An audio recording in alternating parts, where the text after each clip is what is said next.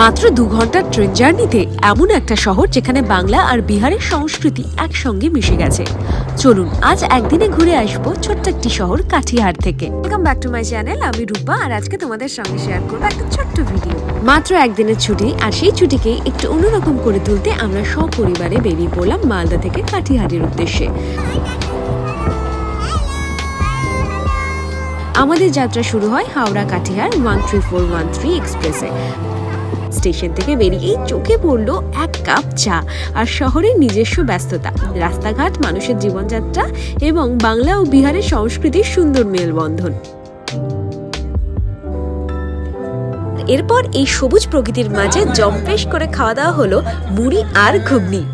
এরপর ঘুরে দেখলাম শহরের একটি অত্যন্ত পরিচিত মন্দির। শান্ত পরিবেশ, ভক্তদের আনাগোনা আর ঘণ্টাধ্বনির মধ্যে কিছুটা সময় কাটিয়ে মনটা সত্যি ভালো হয়ে গেল।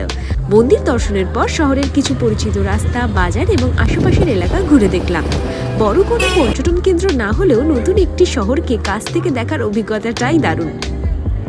দিনের শেষে আবার কাঠিহার স্টেশনে ফিরে এলাম। ফেরার জন্য আমরা উঠলাম 13160 যোগবাণী কলকাতা এক্সপ্রেসে, আর রাতের মধ্যে ফিরে এলাম মালদা শহর, আমার প্রিয় শহর মালদায়।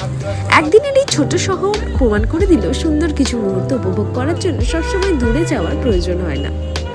Thank you for watching this video. দেখা হবে নেক্সট ব্লগে।